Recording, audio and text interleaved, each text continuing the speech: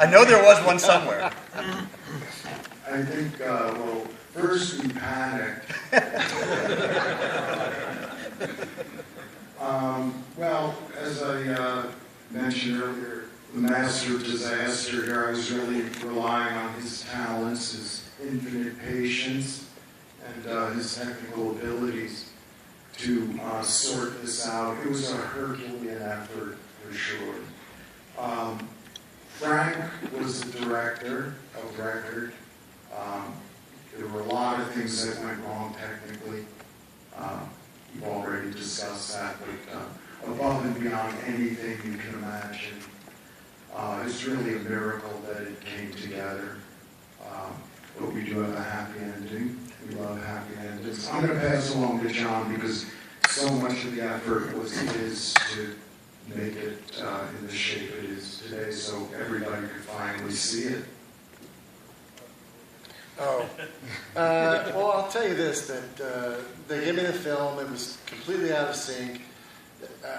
Maybe I haven't talked about it, I'm not sure, but you know, in the old days they used to record on a separate machine. And you'd have a slate and bark, and they'd hit it and everything. And the machine broke within like 4 minutes of the very first show, and he shot like 6 shows. There was like 4 shows and 2 rehearsals, and so within 4 minutes of the very, very, very first show, it was fucked up. And they had no way of knowing. They had no way of knowing until they processed the film and tried to sync it together. But in those days, they just waited till they shot the whole fucking, you know, the whole, all the shows, and then, oh, okay, let's cut it together. And so then, you know, I'm sure that he got back into the edit room, and he was an editor. I know he could operate the machines and everything. And nothing would sync up, and it would sync up for about 3 seconds. You know, you could put it together, and there was a light sync. You know, instead of like, you know, this, there was a light, and it's a long, boring story, but all the cameras had to sync together to the same sync light, you know, and they did, but the audio was all fucking all over the place. It was like a little bit slow, a little bit fast, a little bit slow. And I'm sure they were like, what is going on? Because they have no digital technology to fix it. So they were screwed, in my opinion. And so they had to like... Clusterfuck, bro. Yeah, exactly. Clusterfuck. He was fucked and had to throw it away and just wait and wait and wait and wait. And many years later, I showed up on the scene or something like that or whatever.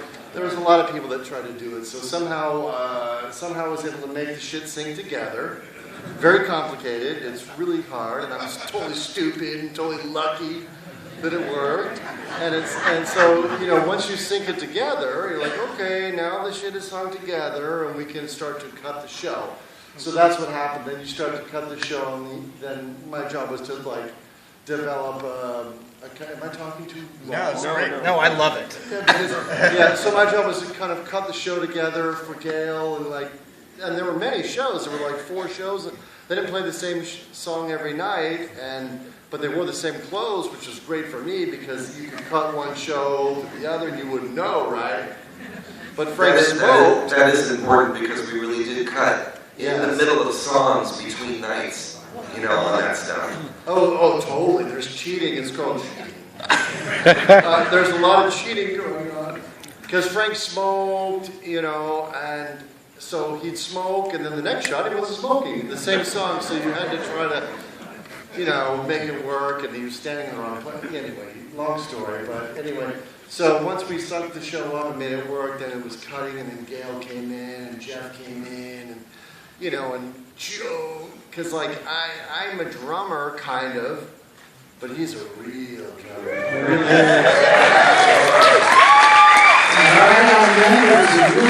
Yeah, real drummer. And thank God for you, because that's how I had to sing the show with him, you know, hitting it. And he'd come in, Joe would come in going, oh, it's 2 frames off. Really? And so he really, hero. So some of this may be too technical and very boring, but the thing about it is, as you can all see, Frank's music was extremely intricate, so it was very difficult to cheat. You know, it's not a normal 3/4 kind of 3/4. It felt to me like the show, like the film, really conveys in a very kind of visceral and immediate way what it was like, both to be in the audience of a Zappa show and on the stage of a Zappa show. Do you guys agree? Like, I know you watch it and you're going to be seeing the mistakes and the cheats all over the place, but watching it now, would that be accurate? Is that accurate to say that it has an intimacy? Absolutely. I mean, you talk about how rough time you had with this film. To me, being in the band, I know what it felt like and I know what it looked like.